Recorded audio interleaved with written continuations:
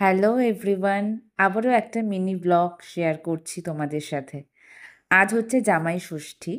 প্রতি বছর জামাই ষষ্ঠী আমরা বাড়িতেই পালন করি, দিদি জামাইবাবু আসে।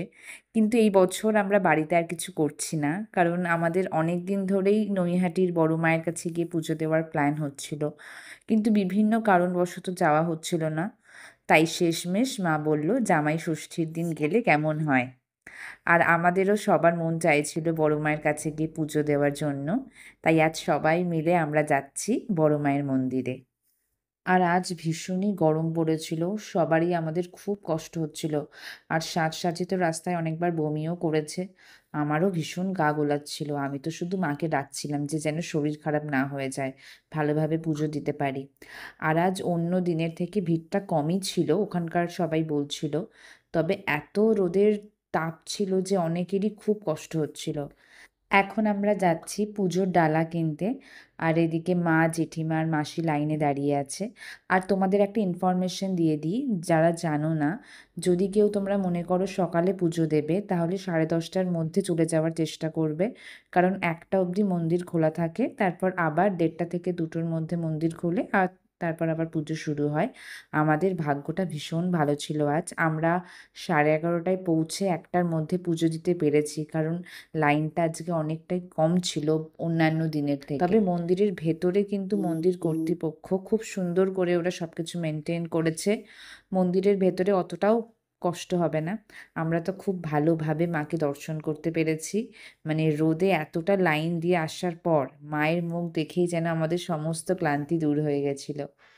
আচ্ছা, আরেকটা কথাও তোমাদেরকে বলে দিই, মায়ের ভোগ কিন্তু শুধুমাত্র শনি মঙ্গলবারেই দেওয়া হয়।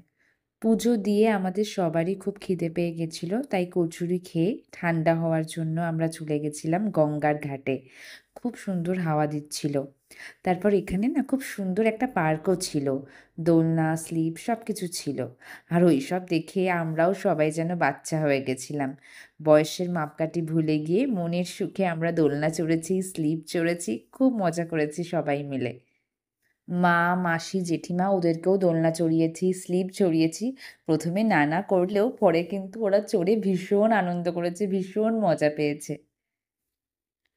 তারপর ওখান থেকে বেরিয়ে আমরা চলে আসি জামাই ষষ্ঠী পালন করতে, ব্যারাকপুরের ডি বাপিতে। অনেকদিন ধরেই আমাদের সবার ইচ্ছে ছিল ডি বাপির বিরিয়ানি খাওয়ার। তাই আজ যখন এসেছি না খেলে হয় বলো? আর আজকে যেহেতু জামাই ষষ্ঠী, তো সেই কারণে আমাদের মেজজেঠু এই ট্রিটটা আমাদের দিচ্ছে জামাই ষষ্ঠী উপলক্ষে। আর আমরা নিয়েছিলাম চিকেন বিরিয়ানি, ফিরনি আর কোল্ড ড্রিঙ্কস তো আছেই গরমে। আর সত্যি কথা বলতে বিরিয়ানিটা জাস্ট অসাম ছিল, মানে টেস্ট নিয়ে কোনো কথা হবে না, এখনও আমাদের মুখে লেগে আছে, এতটাই ভালো ছিল। কারণ মানে অনেক জায়গার বিরিয়ানি খেলে আমাদের গা গুলিয়ে যায় গন্ধের জন্য, কিন্তু এটা একদমই না, এটা খুব মানে খাওয়া যাচ্ছিল, মানে ভীষণ ভীষণ ভালো টেস্ট ছিল। তারপর খাওয়া দাওয়া করে আমরা সবাই মিলে বাড়ির পথে রওনা হই। আর চলো ভিডিওটা তাহলে এখানেই শেষ করছি। আর তোমাদের ভিডিওটা ভালো লাগলে অবশ্যই একটা লাইক করে দিও। আর হ্যাঁ, পারলে শেয়ারও করতে পারো যদি তোমাদের ভালো লাগে। তো চলো, টাটা।